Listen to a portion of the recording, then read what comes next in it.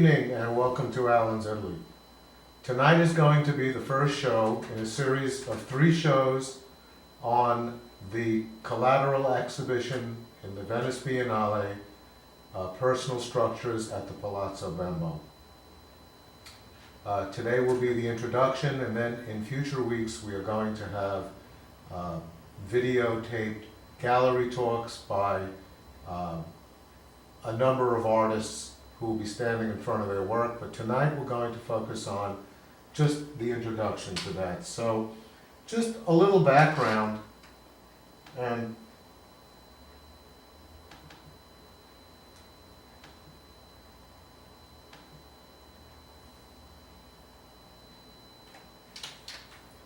the Venice Biennale was actually started in 1895, and it was not originally a contemporary art exhibition, but it evolved into that over the years. The current exhibition, the Venice Biennale, it's the 55th Venice Biennale, consists of 150 artists from 88 countries, and it's located in 2 places in Venice, Giardini and Arsenale. There are also 47 collateral events, and this is really the exciting part because they're in palazzi all over Venice, and one of those places is the Palazzo Bembo, where Laura was accepted into the exhibition. That particular exhibition, called Personal Structures, consists of 74 artists from 31 countries on 5 continents. It's really quite a thing. It began on June 1st of this year, and it will continue until November 24th of this year. And here it is, Alan's Italy, show number 70. And it's the 55th Venice Biennale, but we're focusing on personal structures at the Palazzo Bembo. And the story begins with Venice. And Venice is an incredible venue, as I have indicated on the show before. And this is not only a map of Venice, but it's a map showing you a number of things that are going on. You could see these 2 red spots over here. This is the main part of the Venice Biennale, and that is the area known as Giardini. And then there's an area over here called Arsenale, where another part is. And then you could see little blue dots and little orange dots all over Venice. All over that map you see little dots, and that's where the collateral events take place. So you can see that there's a lot going on there. The Global Art Affairs Foundation is an organization that promotes artists and has exhibitions all over the world. This is their cover page on their website. The foundation was begun by a fellow by the name of Rene Rietmeyer, who founded it, and he gathered together a staff of people to help him run this program, and these are the people who are currently involved in it. Up in the upper left-hand corner is Karlyn Dejongh, who's currently the president, and I actually have an interview of her later on in the show. And the lady next to her, Sarah Gold, was actually there before Karlyn was there, and is also one of the main people in the Global Art Affairs Foundation. This is a very brief set. This was Rene's cover page on his website, and his theme is time, space, and existence. And he indicates his quote right there: "Ultimately, my work is nothing other than the proof of my existence." His work is fascinating. Now, Laura was chosen among 300 artists that she competed with, and they chose, as I indicated, a total of 74 artists. And Laura was one of the 4 or 5 artists who were representing the United States. And this is the piece that she had submitted that is currently hanging in one of the exhibition halls at the Palazzo Bembo in Venice.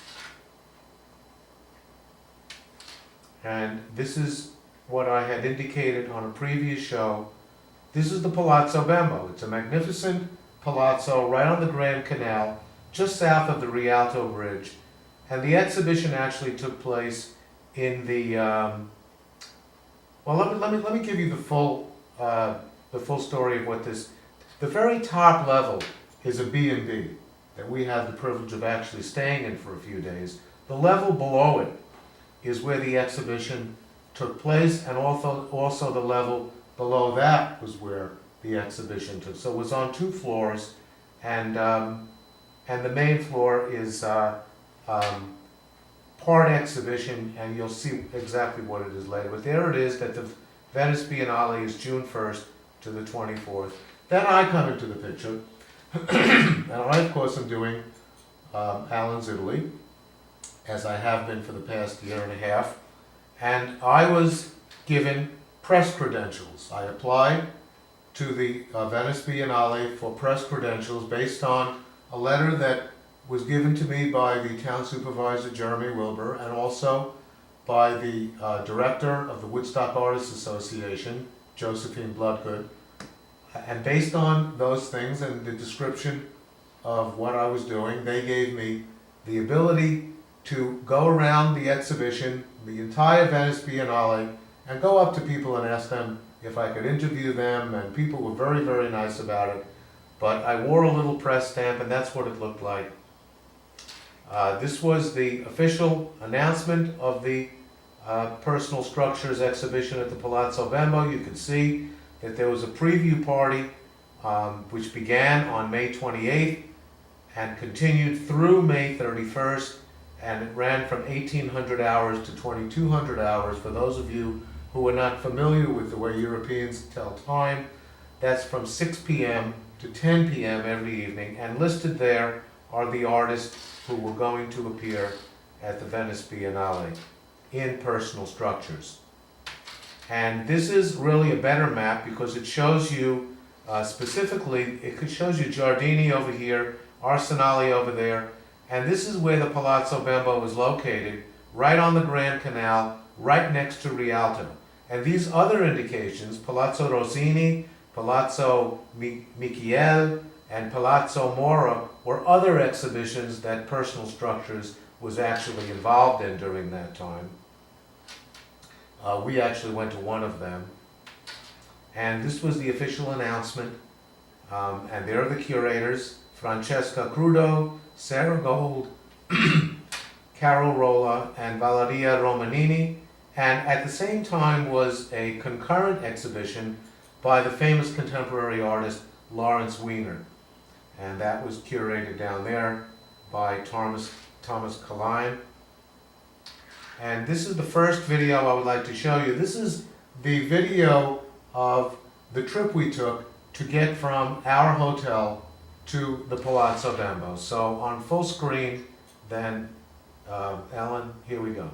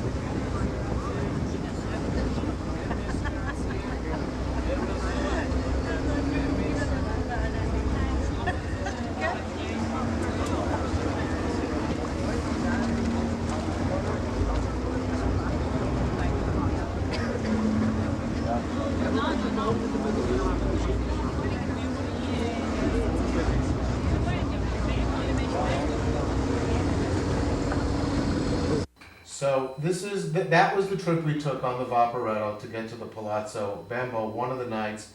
This is what a Vaporetto stop looks like. You can see the people waiting to get on at the Rialto.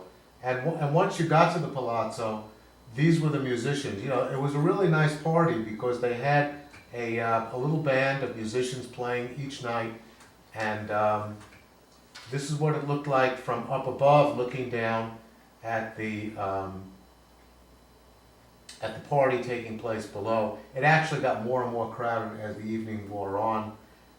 But they had a long table with food, and it was really nice, very nice social occasion. This is Karlyn Dejongh, and she's the president of the association of the Global Art Affairs Foundation, one of the curators. She's an artist, and she's quite a remarkable lady. I had the privilege of interviewing her, and what you're now going to see is that interview. Alan's Italy is at Palazzo Bembo, personal structures at the Venice Biennale, and we are privileged to have with us Karlyn Dejongh. Nice to see you. How do you do? Karlyn is one of the curators and directors. How would you describe your position here at the Global Arts Affairs Foundation? Officially, I am the president of the Global Art Affairs Foundation, but we don't care so much about titles. I am just me, and the others are they, Right. and we are working together. Right. But Renee founded the organization. Yes, correct? he initiated. Renee Riedmeier. Yeah, Renee Riedmeier. He initiated Personal Structures in 2002.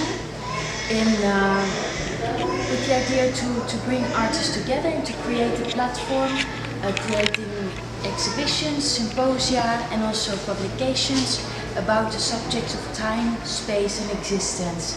And it's because he wanted to move more, to make more philosophical themes in contemporary art en vogue. And when did you come on board?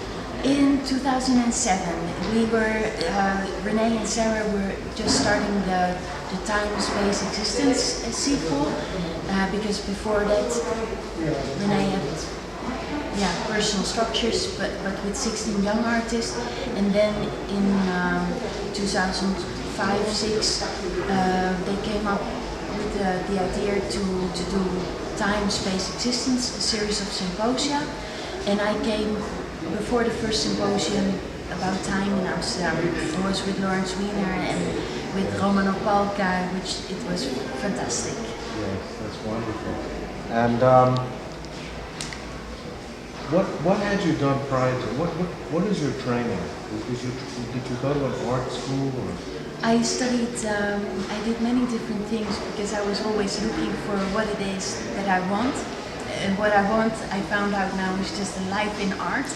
But I studied art, fine arts, at two academies in Holland, in Amsterdam and in Rotterdam. And I studied philosophy at the university in Leiden, and I studied art history in Leiden and in Santa Barbara in California. So you're Dutch. Yeah. And where were you born? Where were you, grew up? Where did you go? I'm born in Leiden, in the Netherlands, but I actually grew up in a little bit north of Leiden, in we call it the bulk area. That's where all the tulips grow. Now, when did the Global Arts Affairs Foundation come to Venice? That was in 2009, when we were making a book that's there on the table, and we were looking for a place to settle down and to create this book together, a place where we could work where we were working with a German art historian at that time, the four people together.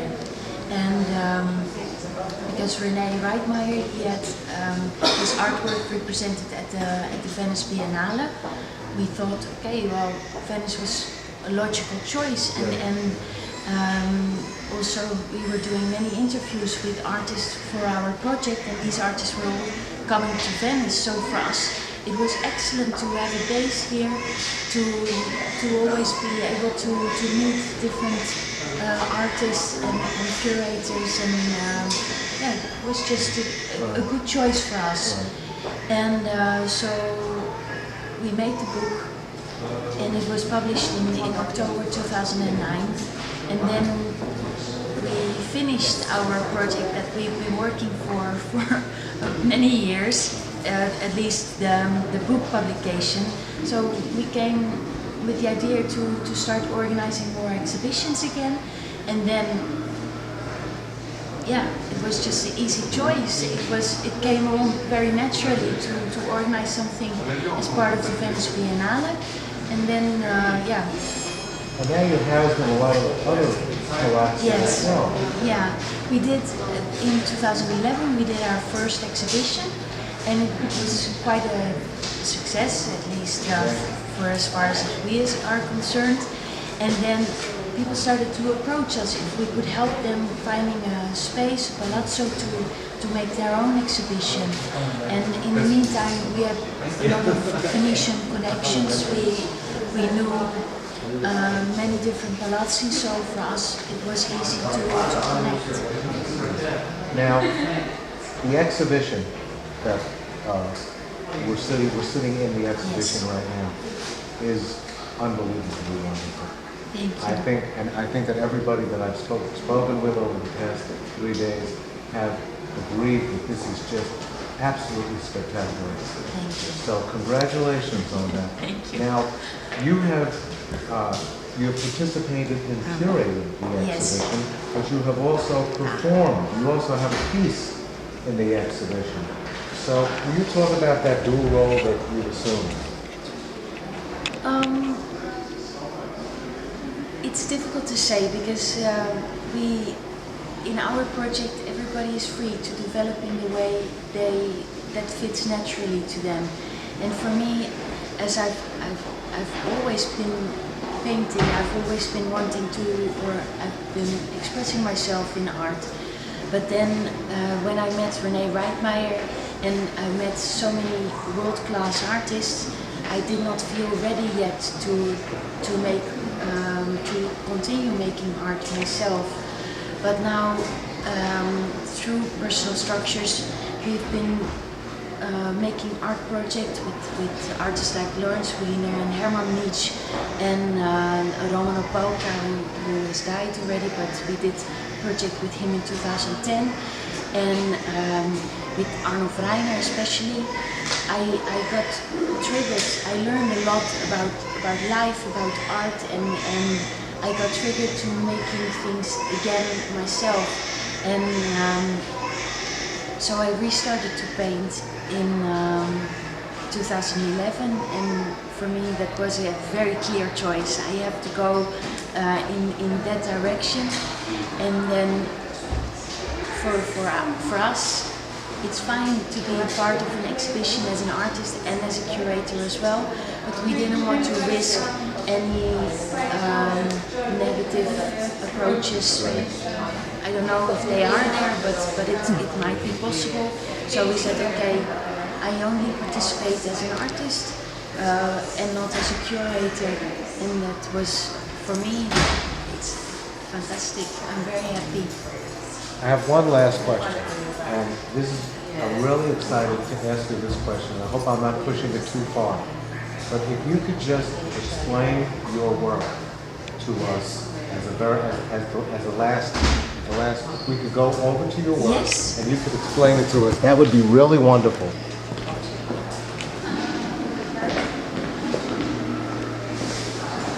So I'm going to stand back, and you. Okay, you're not coming with me on the... I'm right here. Here he is. So my work is about the passing of time, and especially the passing of time in my own life. And I have taken, because for me that's a logical time frame, the day as a frame. And so these 11 panels, they are actually representing 11 days of my life.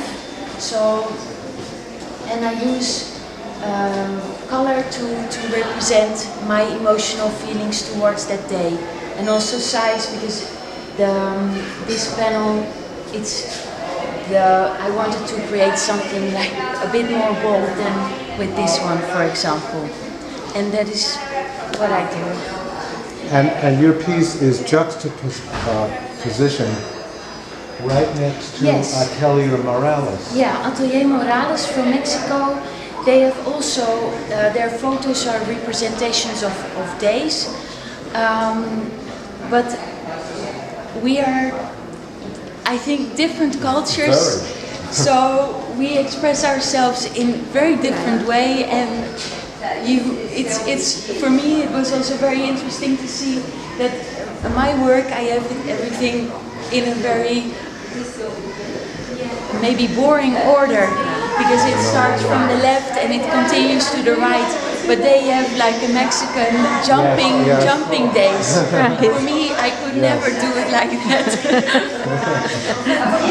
that's the nice thing I think for me about personal structures, because there are so many different artists, different parts of the world expressing themselves maybe with a similar topic matter, but in a totally different way. And I think for me, it is a challenge to encounter these differences. Sorry, you're an amazing person. Thank you from the bottom of my heart. That's why. On behalf of my audience, and audiences all over the world, everybody who will come to this exhibition. I hope everybody comes. Thank you Please very, come. very much. Okay, so the artist Sam Jinks from Melbourne, Australia, was giving a gallery talk at the Palazzo one afternoon, and it was given for a group of about 20 or 30 people, as you'll see. And here it is. For coming to see the Artists in Conversation with Sam Jinks and Nick Garner. Nick Garner is the fabulous editor and producer of Dust Super Paper, which is a wonderful magazine based focusing on contemporary art and primarily within Australia, but contemporary art in general. So you can get it at most contemporary galleries in Australia, and at Sullivan Strumpf, who represents Sam Jinks, we have it as well. So this is Nick Garner, the editor. This is Sam Jinks, who is the wonderful creator of these works here, and I shall hand over to you. Yeah. It was kind of convenient. We just had a little conversation before, a little interview for our magazine, so I think we'll just kind of rehash that, if that's okay, Sam. Sure. So, I mean, obviously we look at it and we look at these four beautiful works and kind of verisimilitude strikes us first, but maybe we should talk just about that moment, the idea of the moment. Well, I think in many ways these works are not about a particular moment. They're sort of more, they're more surreal. Yes. So I've never been one for sculpting situational sort of work. So it's never someone sitting in a chair. It's always a little bit abstract, so it's something otherworldly. And usually when I come up with an idea, probably an example would be, I was working on something a while ago, and it wasn't going well in the studio. It was a bad day. And I got home and sat out in the backyard, and these two snails arrived and started entwining with one another. And it was such a beautiful moment, and I thought, well, there you go. And I dropped everything, and I probably shouldn't have, because it was very late and the exhibition was sort of blooming. And I decided to make these two snails. And that's kind of what usually happens with the work. So when I come up with an idea, it's usually just one of those little incidences that occurs in life, and you think, well, there's something poetic that I can make into a sculpture. So all these works are an example of that. Should we talk to a couple of the works, like the Woman and Child? Yes. Well, this work is a strange work in a way. I've made another work similar to it, which is like a Pieta. And really, this is an example of something that isn't a specific moment in time, because it's not actually supposed to be just a woman standing holding a baby. It's the idea that when at different points in your life you can be at different ages. So an example would be when my son was born. I was standing in the kitchen, and I was standing there with my father and myself, and I look quite a lot like my dad, except he's old, obviously older. and my son. And it was that weird moment where it's like we're all kind of the one. Same person. Yeah, yeah. And it all sort of came together in this strange way. And with this particular work, I was trying to kind of draw it together as the one person. So you've got the woman whose eyes are closed and the baby whose eyes are open. And I thought that was a nice, or hopefully a successful way of having that idea. It's as if hers are closed for the last time and his are open for the first time. Well, hopefully not, but yeah. So it's at different points, at the beginning and the end, yeah. And I guess in terms of talking about materiality, you discuss it as a kind of almost, a device, a strategy to make it so realistic. And we were talking about being in Venice, this time with such amazing kind of religious art, this kind of art which kind of instantly hits you. Maybe could you kind of talk about that, I don't know, not devotional aspect of this, such meticulous work, but I don't know, that strategy of the verisimilitude. Well, I like that imagery. I like the Renaissance art, and I have occasionally borrowed from that. It's very loaded imagery, so it's almost like through history you've got all this inertia, and people are so used to using or seeing those images, and they're so powerful because of the amount of emotional energy that's caught up in them. So much religious energy. And I'm not a religious person, but you can see it in work. Like, work is different now because people aren't doing things perhaps so much for religious purpose. It's not for the love of God to do a sculpture or something like that, which is an extraordinary reason to do it. So you're really doing it for very strong reasons. And I think when you take an image like a Pieta or a crucifixion or something like that, you've already got a little bit of energy in that to begin with. So if you then put it in context, you can kind of load it up a little bit more. And I think with the realism, that's another way of kind of drawing people in a little bit further, so that there's kind of an instinctual or an immediate reaction to the work. And it doesn't always last, but it is good. It's like a lizard brain thing. Yeah. And I think it's like when you walk into a room with mannequins or something like that, and you see they've got hair. It's just they don't look real, but it feels like it's unsettling. And so I guess with this sort of work, there's a little bit of that, enough to kind of draw you in initially, and then explore it a little bit further. So this is your son. I mean, not this is your son, but firstborn, and then this is a new work, kind of loosely based on your son as well. Yes. This is a sculpture. This is actually the first time I've shown this sculpture.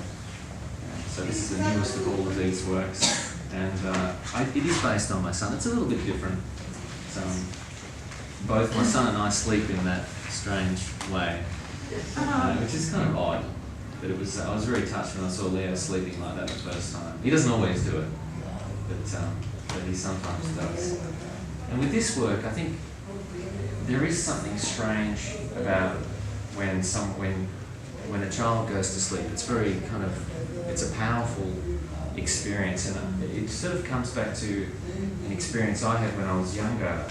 I was about 16, and I was walking home from school one day with a friend of mine, and a man was walking along the footpath, and he collapsed, and he had a heart attack, and we went through. We just learned CPR and all those sorts of things. So I was like, so we jumped to it, and we did our very best, but it was not successful.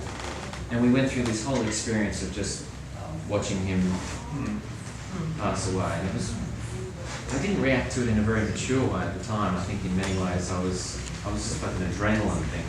A young person couldn't sort of digest it really. And when I had a child, I realised that there was sort of similarities with that experience. So a child slowly easing, like if anyone's held a child as they're slowly falling asleep, it's this strange kind of release of the child, and it's very powerful. It's very powerful, and I think seeing children sleeping is both kind of heartbreaking and beautiful all at once. So it's a very powerful moment. So I displayed it like this.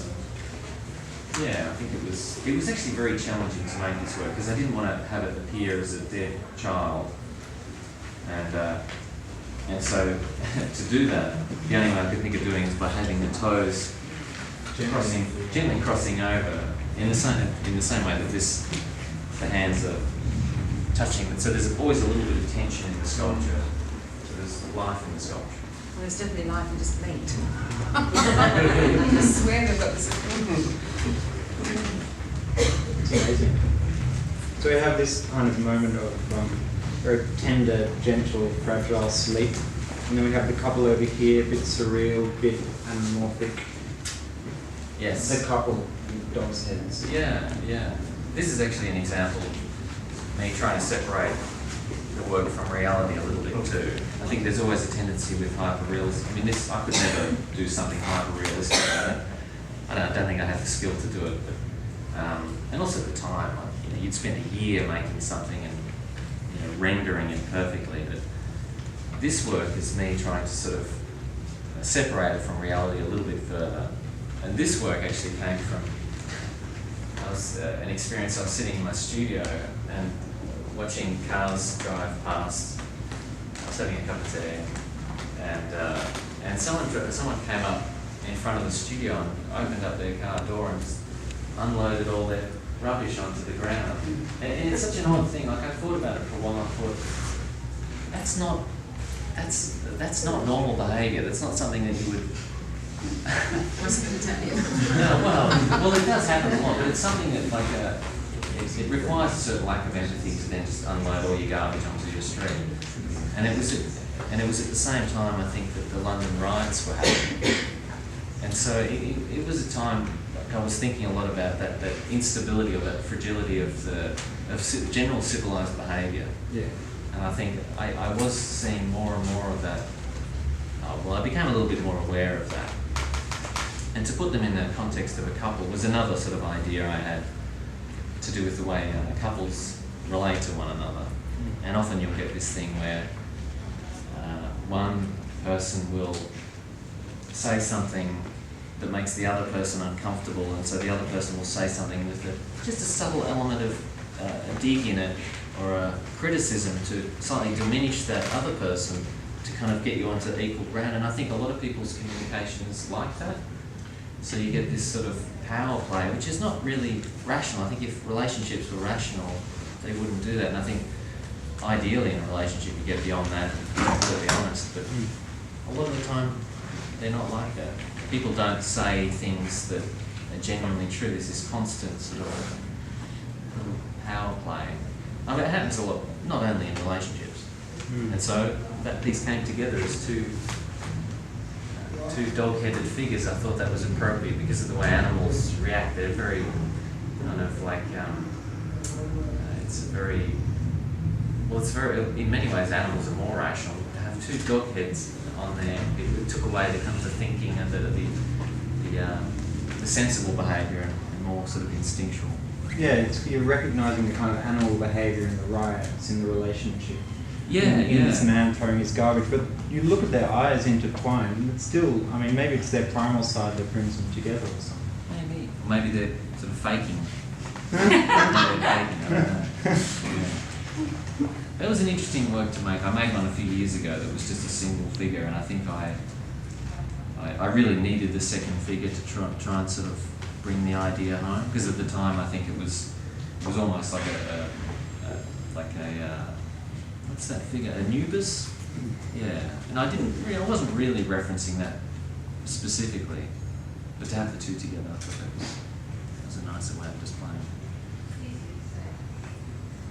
And this final one is kind of not dead, not enjoying life. Every man, is he? Well, not necessarily not enjoying life, more just, I think I was trying to get total surrender in it.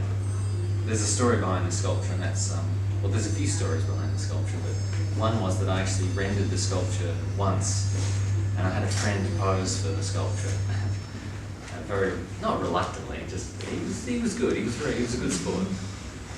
And he was in so much discomfort that the sculpture was just difficult to look at.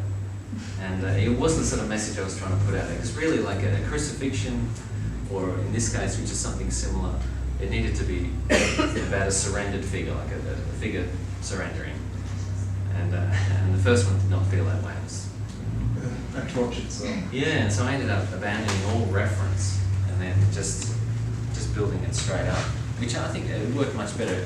And in many ways, it's not a very a realistic work. It's sort of stretched and strange, and it's got like a medieval art feel to it, which I kind of like. And yeah, but really, this work it's kind of a secular symbol as opposed to a religious one. I think I never really connected with the religious element in the crucifix. I love it. It's still the most beautiful image to me, the crucifix. That I didn't feel that it was something that I could directly connect with. And so I guess I made my own. It's like my own secular one. I can see that. How long did the books take you to? The works take, it really varies. Some come easily and some really don't come easily. And I think you never really know which one's going to come easily and which one's not. And most of the works I make, probably half the work I make doesn't make it over the line. And often I'll get to a point of actually, having the whole thing in clay and then it just doesn't work. And so I have to try again. But this work here took a couple of months, really. And it was really the combination of a few sculptures that I've done. Like I do a bunch of maquettes, but small versions first. And then kind of slowly hone it until I'm happy with the look of it. But other works are done over years, like this one. I did do another version and I'd sculpted multiple small versions, so who knows how long, I don't know. Most of the time, I think this one took a clean 2 months start to finish. Yeah. Did you always do sculpture, Sam, or did you start your art practice in a different form? Probably like most sculptors, I started out drawing. And when I was about 20, I started working in making puppets and things like that for TV ads. And then went into film for a couple of years, and then I couldn't do it anymore. I think it was not satisfying. So yeah, probably like most people, started off drawing. What's the method if you go to work? You sculpt in clay? Yes, sculpting clay. The first thing that happens is I'll do a maquette, small versions, and then I build an armature once I've settled on the form. And so then finish the clay sculpture and then mould it. And you can mould things in lots of different ways, in clay or in silicon or plaster, or really the process isn't any different to something that, like someone doing something in bronze, or it's just made on hair and things like that, which is kind of a complicating factor. But they'll start off in clay, a mould is made, and then once I have the mould, I take the silicon, which starts out clear, and tint that, and then brush it in, so it's like a reverse painting. And it's taken me a while to get used to the process, but now it's nice because I can pull something out of a mould and it's quite finished, or it looks finished. There's still a lot of work to do on it, but it's kind of it's exciting too. And then when you get to that point after, because everything's, you'll have the clay, you put the mould on it, then you lay it up. So it's like 2 weeks of just there's nothing to see, and it's always difficult to have a dealer or someone come into the studio because it's like I got nothing. There's nothing here. It's 2 weeks to go. Sam, is there a sculptor in the history of sculpting that inspires you more than any other?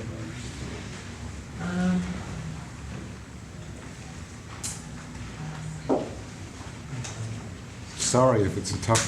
No, it's not a tough question. I think there's so many, and I think there's elements from so many.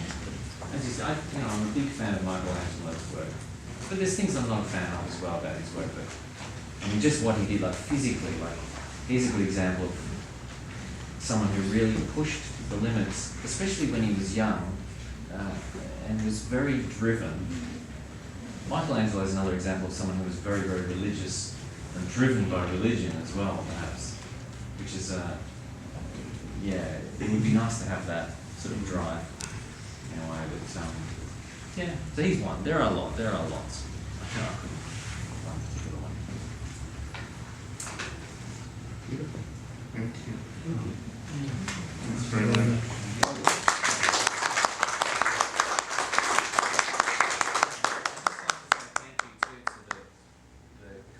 That's, donated some of these works. Terry Wu and RMIT as well.